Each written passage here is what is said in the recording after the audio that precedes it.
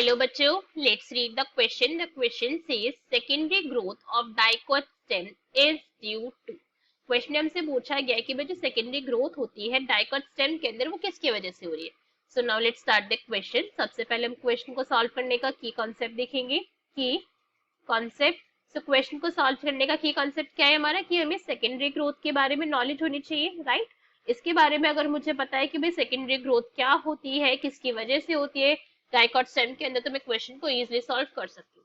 अब secondary growth के बारे में हम स्टार्ट करें जानना, उससे पहले एक पॉइंट हम यहाँ पे क्लियर करेंगे कि सेकेंडरी ग्रोथ जो है वो सिर्फ और सिर्फ डाइकोट स्टेम के अंदर ही आपको ऑब्जर्व होगी. ठीक है, डाइकोट स्टेम के अंदर ही ये होती है, आपको ये मोनोकोट स्टेम के अंदर नहीं दिखेगी. इसके पीछे का रीजन भी हम अभी जानेंगे यहाँ पे पूरे के पूरे जब हम क्वेश्चन समझेंगे.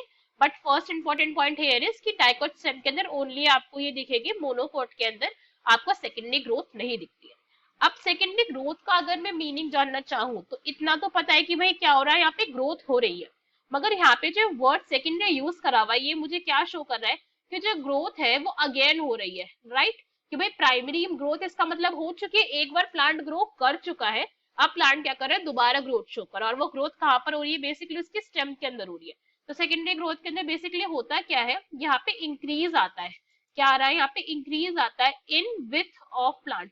प्लांट की विड्थ के अंदर यहाँ पे आपको इंक्रीज दिखेगा, उसकी चौड़ाई के अंदर, उसकी मोटाई के अंदर क्या दिखता है आपको, इंक्रीमेंट दिखता है. ठीक है, या फिर आप क्या बोल सकते हैं कि प्लांट की जो थिकनेस है, मोटाई है, हम ये भी वर्ड यूज कर सकते हैं.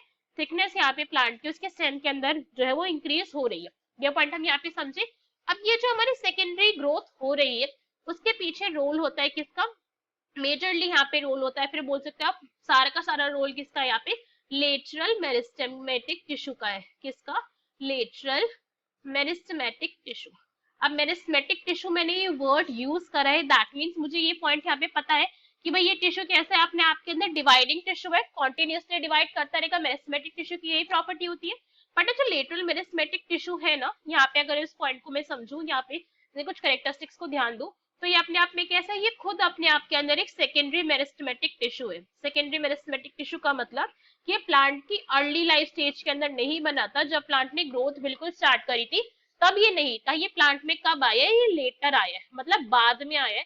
पहले जब प्राइमरी मेरिस्टेम बन गया उसके बाद यहाँ पे secondary meristem that is lateral meristematic tissue जो है वो आया है, उसने ग्रोथ करना स्टार्ट करवाया. लेटरल से मैं इसकी लोकेशन का पता लगा सकती हूँ कि भाई ये कहाँ पर होगा, ये साइड में होगा, साइड ऑफ प्लांट के ये प्रेजेंट होगा. ठीक है, ये पॉइंट मैं पता लगा सकती हूँ, मैं समझ सकती हूँ उस पॉइंट को. फॉर एग्जांपल अगर ये मेरा एक प्लांट है तो इसकी इस वाली रीजन में जो साइड्स है यहाँ पे क्या होगा, लेटरल मेरिस्टेमेटिक टिश्यू प्रेजेंट होगा. ये पॉइंट हम समझ सकते हैं. जो लेटरल मेरिस्टेमेटिक टिश्यू होते हैं वो डिफरेंट टाइप्स के होते हैं. यहाँ पे इसके काफी सारे एग्जाम्पल्स हैं. अगर हम उन एग्जाम्पल को इनलिस्ट करें तो यहाँ पे बेसिकली आप इनको टू तरीके से बोल सकते हो. फर्स्ट यहाँ पर होता है आपका इंट्रा फैसिक्यूलर कैम्बियम. फर्स्ट क्या है आपका, फर्स्ट इज इंट्रा फैसिक्यूलर कैम्बियम. ठीक है, इंट्रा का क्या मतलब होता है, ये अभी हम समझेंगे एक एक करके. और नेक्स्ट होता है यहाँ पे हमारा इंटरफेसिकुलर कैम्बियम. इंट्रा और इंटर दोनों का मतलब समझेंगे अच्छे से, क्वेश्चन को हम यहाँ पे क्लियर करेंगे. फैसिक्यूलर कैम्बियम, ये पॉइंट हमको यहाँ पे समझ है. इसके साथ साथ यहाँ पे और भी टिश्यू प्रेजेंट होते हैं, अगर हम उनको इनलिस्ट करें. Another tissue here is that is cork cambium. कौन सा टिश्यू है, कॉर्क कैम्बियम भी होता है यहाँ पे. कॉर्क कैम्बियम को हम क्या कहते हैं, इसको अपने एक और नाम से जो नाम होगा दैट इज फेलोजन. फेलोजन भी इसको कहा जाता है. अब इसके लिए हम क्या करते हैं, डायग्राम देख लेते हैं ताकि आपको क्या हो, आपको लोकेशन कन के पता चल सके. बिकॉज सुनने से ज्यादा डायग्राम देखते तो ज्यादा कॉन्सेप्ट अच्छे से क्लियर होते हैं हमारे. यहाँ पे हमारा डायग्राम देख सकते हैं. ये हमने क्या करा है, ये हमने एक स्टेम का, डाइकोट स्टेम का हमने एक रीजन लिया है, उसका एक सेक्शन को कट करा गया है. टीएस है ये उसका. और टीएस अगर हम देखें तो भाई सर्कुलर आएगा. ट्रांसवर्स अगर मैं उसको कट करूं तो यहाँ पे मैंने बस क्या करा, इतने हिस्से को सिर्फ, मतलब आप समझ सकते हो कि पिज्जा के अंदर से मैंने एक पाई को निकाला है और मैं उसको ऑब्जर्व कर रही हूँ. भाई जैसे पाई दिखेगी, पाई का एक पीस दिखेगा, पिज्जा के अंदर एक पीस दिखेगा, वैसे पूरा का पूरा क्या होगा, मेरा पिज्जा भी वैसे दिखेगा. तो यहाँ पे सेम वही है कि सर्कुलर के अंदर से मैंने सिर्फ एक यहाँ पे पोर्शन को बाहर निकाला समझने के लिए. तो अब अगर आप यहाँ पे देखें तो आपको यहाँ पे वर्स्कुलर बंडल्स दिख रहे होंगे. ये जो यहाँ पे पिंक एंड ब्लू कलर का स्ट्रक्चर है कंबाइंड. वर्स्कुलर बंडल कौन से होते हैं, यहाँ पे जाइलम होगा, जाइलम टिश्यू होगा यहाँ पे, और फ्लोएम टिश्यू होगा. इसके बारे में तो हमें पता है भाई कि वर्स्कुलर बंडल, यही दोनों चीजें होती है. जाइलम होगा या फिर फ्लोएम होगा, इसके बारे में हमें यहाँ पे नॉलेज है। अब अगर इसके बाद हम आगे के आप इसके अंदर देखोगे तो आप यहाँ पे ऑब्जर्व कर सकते हो, यहाँ पे फैसिकुलर कैम्बियम प्रेजेंट है, राइट। फैसिकुलर कैम्बियम इन्होंने किसको कहा, इस वाली रीजन को कहा, ये जो हम यहाँ पे इस कलर से, जो ब्लैक कलर से मैंने ड्रॉ करा।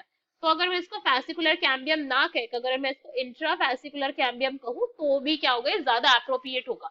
वाई, बिकॉज ये इंट्रा फैसिकुलर कैम्बियम का क्या मतलब हो गया, विद इन। तो जो हमारे यहाँ पे वस्कुलर बंडल प्रेजेंट है उनके अंदर यहाँ पे कैम्बियम प्रेजेंट है, ओके।